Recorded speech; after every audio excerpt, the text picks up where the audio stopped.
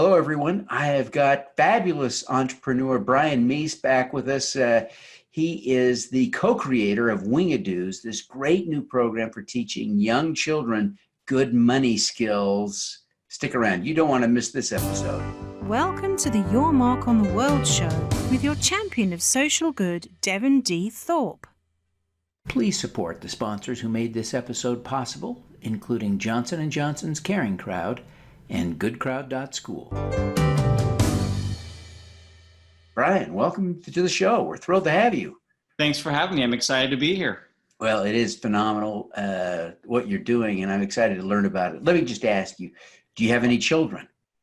I do. So I've got one going into third grade, 7 years old, and I've got one that's 4 years old. So.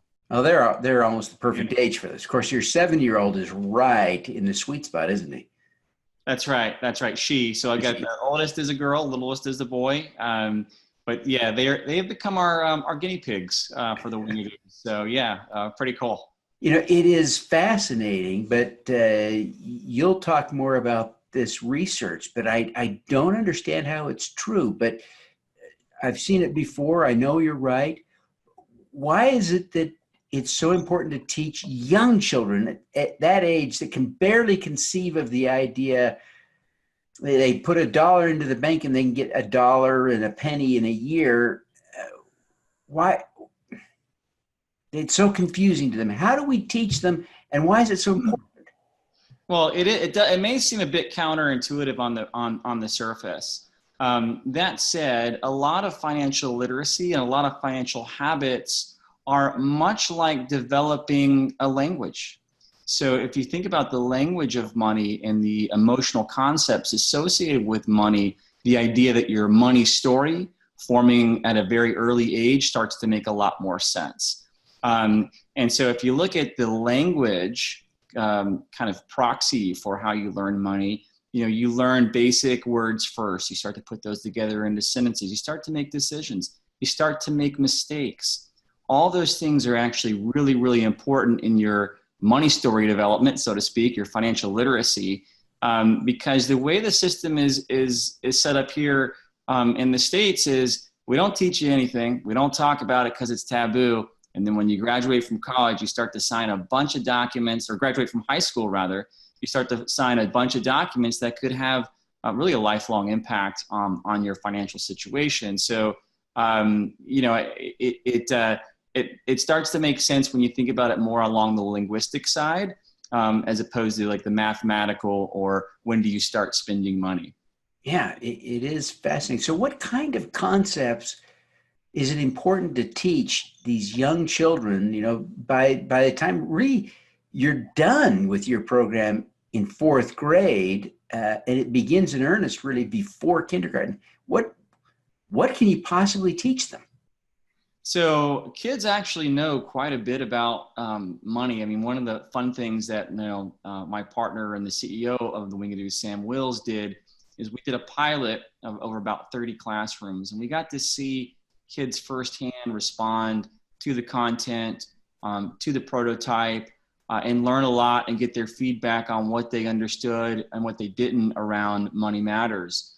And oftentimes they pick up a lot from home. So what the parents talk about, oftentimes the kids will digest and talk about. That said, a lot of them very quickly took and understood the concept of spending versus saving. So one of the big concepts that we push really, really early in the WingaDoos program is spending versus saving, and needs versus wants. And so this idea that you can do multiple things with this money. One of them is spending and one of them is saving. And also the idea that there are things that we need and there are things that we want.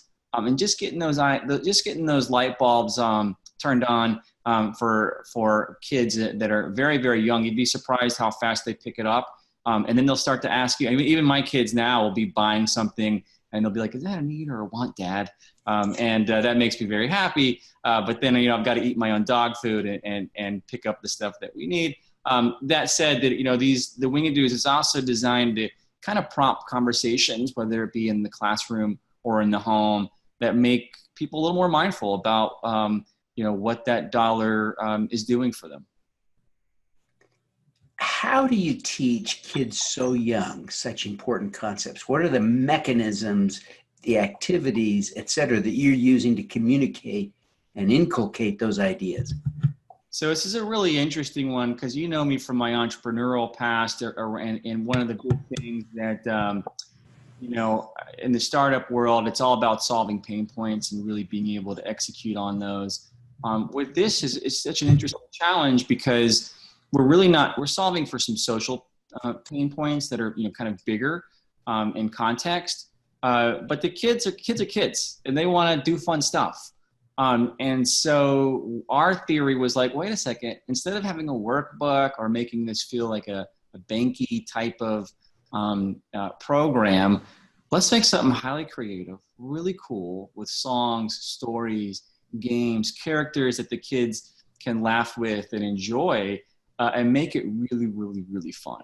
And so that's been the lens, especially with my role. And I help lead a team of folks that have, won Emmy Awards for kids programming and been, nominated for Academy Awards for animation, and just done this really fantastic body of work. And, we brought this project to them, and they're like, I'm down to roll with this. This is a cool subject. I wish somebody would have taught me about money. And, I've got, this fantastic creative tribe that is really tackling this by building a wonderful world of delight and a little bit of, kind of a magical, feel. And that's kind of what works. We found that kids want to enter a fun world, and they want to laugh, and they want to have fun, and they want to make some decisions. Another piece of the WingaDoos is we let kids pick. They choose their own stories. They get to choose how the characters play through different decisions. And one of the things that was really interesting as we started digging into this further, the subject of money and how to teach it, was that there really isn't a right or wrong. And part of the process is actually learning to live with consequences. So if I spend money on the concert t-shirt, which is one of the characters in the WingaDoos does, you don't have money for the other thing that you want later on. And those kinds of concepts are really important to dwell on as a kid and learn and pick up as a kid, because sometimes the concert t-shirt's worth it. You're like, great, I love this shirt. This is awesome. I wear it all the time. And other times you don't wear it at all, and you're thinking, I really wish I would have not spent my $20 on that. But instead of waiting, until later in life when you're making really big decisions like cars, houses, college loans, etc., kids can start making these choices at a much earlier age and learning kind of, the repercussions of them. Brian, I'm curious about the personal experience you've had with this. We all have very emotional connections to money. And as you've been looking at this curriculum and thinking about what principles to teach kids, I imagine that you had your own moments of emotional reaction to these things. I'm wondering, have you yourself been led to change your attitude, your thinking, or your approach to money as a result of this whole exercise? Absolutely, yes. And that's a fantastic question. Actually, no one's really asked me that before, so thanks for kind of prompting me. Our money stories are very personal, and I've been very fortunate in my trajectory to have a pretty positive, not the perfect money story by any stretch, but a pretty positive one in the sense that recognizing, how money is earned, where I can grow it.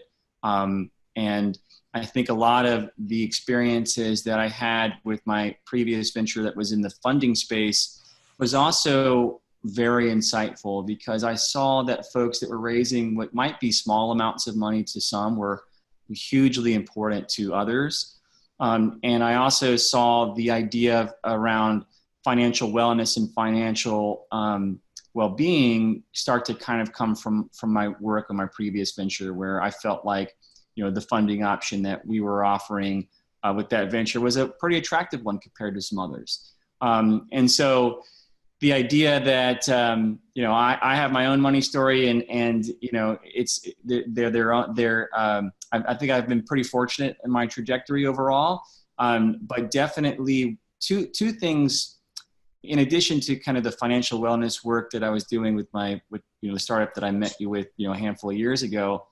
The other thing that really prompted me was in 2015, I was invited to speak on a panel for a World Economic Forum event. It's like a really big deal, super exciting, very honored to kind of talk about fintech, which was kind of the buzzword of that year, 2015. Everybody was talking about fintech. Still are, but that was when it kind of came on the scene. And, I was on this panel with a lot of very, very, very successful entrepreneurs, and everybody was talking about their products and kind of how they were helping. And there was this backlog conversation that was also happening at the forum about financial literacy and the severe lack of financial literacy Americans and many parts of the world have. Stats started to come out like, 75% of Americans are going to outlive their assets. 1 out of 3 Americans has, pretty much nothing saved for retirement. The college debt is hit like 1.6 trillion with a T, right? This was some staggering stuff. And I kind of walked away from that event while I was, kind of proud to be there. I kind of was thinking, wait a second, how is the technology going to help if people don't understand money and they don't understand how to make decisions with it? And so that was the catalyst that Sam and I, have been working on for the last several years. The catalyst of like, how can we really make a difference and build a product that's going to really have a big social impact? Along the way, since meeting you, I've had a second kid. When I met you first time, my oldest was a baby, but I was also looking for products around teaching my own kids on how to handle money. It's something that entrepreneurs are generally pretty good at. Not always, but generally they're pretty good at it. And so I was looking for tools to help my kids have a better understanding. There just wasn't anything out there that was engaging and that was fun. And so that's kind of where I saw the other aha. I was like, wait a second, there's not really anything out there that's giving the delight to kids. That's really treating the subject matter with the seriousness, but also the play that kids need to engage. And so that's how we started it. Brian, as you look back on your career, you've done some really cool things. What for you is the thing you're most proud of having accomplished? Well, thank you for that. I appreciate that. I think in general, helping it's really interesting. So I'll also tell you share something I really haven't shared on an interview of this sort. So I spent my 20s really chasing my own dream of music and filmmaking and my own projects. And I kind of had this mentality of like, once these projects are out there, the world's going to just beat a path to my door. And lo and behold, we all know that didn't happen. And while it was a tough lesson in some ways, I kind of stumbled in to helping others through community and with my crowdfunding work, empowering, thousands or even tens of thousands of people to help them raise money. And now with the kids that are responding to the WingaDoos, we have fans and parents and teachers that are reaching out almost daily now. The tribe it's small, but it is growing very, very quickly. And so I'm really proud of that, just helping other people kind of have, a pathway to pursue what they want to do, whether it's, launch a business or maintain a sense of financial wellness. Financial wellness is tied to so many other things in our lives. It's tied to our health. It's tied to anxiety. There are stats now that, I read that 1 out of 5 relationships don't survive the debt disclosure conversation. So, you could be, in a serious conversation with somebody looking to take the next step of commitment. And then, the pillow talk about how much debt do you have happens, and 1 out of 5 of those relationships don't make it. So now you have a barrier to be with people based on, your financial wherewithal, which is really scary. So, I'm excited for this endeavor. I'm excited to do something new. That's another thing that you know about me. I'm always doing new things and trying new things and trying to find the white space that gives me the permission to make something that people want. But thanks for that question. Yeah. So Brian, as you look back, you've not only been a successful entrepreneur, you've not only been a serial entrepreneur, you have been, I think, thoughtful about entrepreneurship as an entrepreneur in residence. When you think about social entrepreneurship in particular, what's the most important lesson you've learned so far? That's a fantastic question too. I would say that the social entrepreneurship is very, very hard.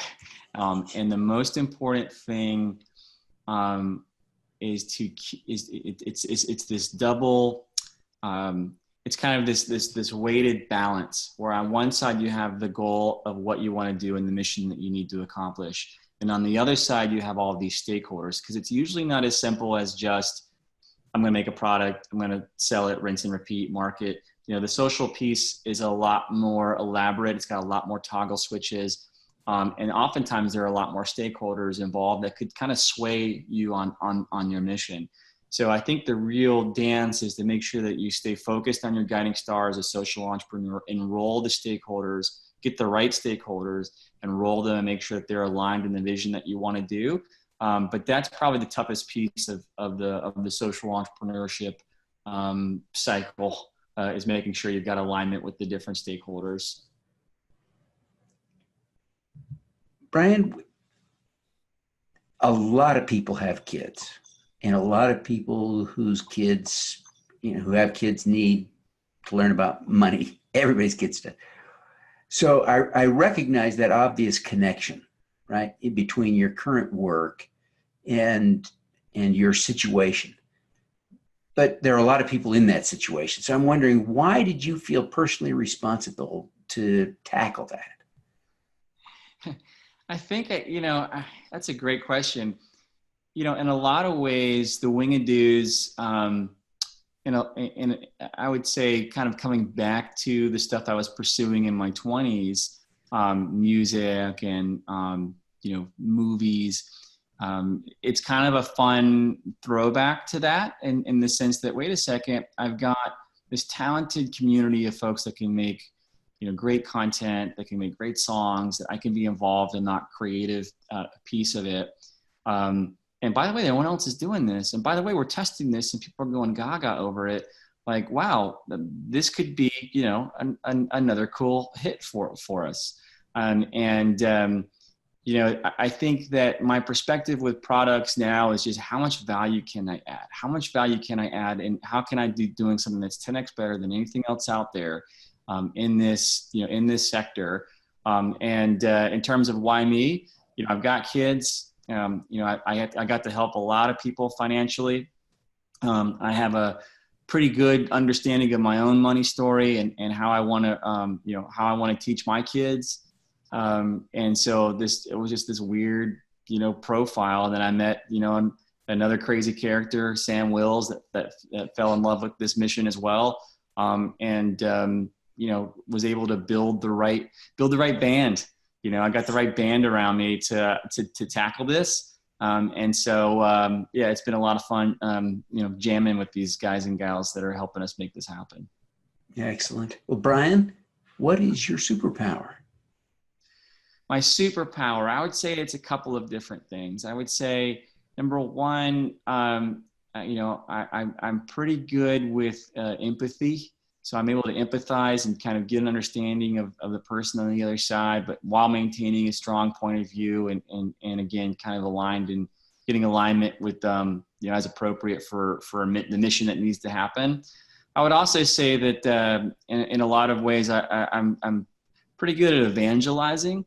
So, and not evangelizing everything, but evangelizing stuff that I think is important to me and kind of doesn't have a voice. So when we met, crowdfunding was this underground weird thing that and together both of us had a real impact on kind of building that, building that understanding, building that knowledge of what crowdfunding is. And I know you're continuing that work from the stuff that I'm following you on now.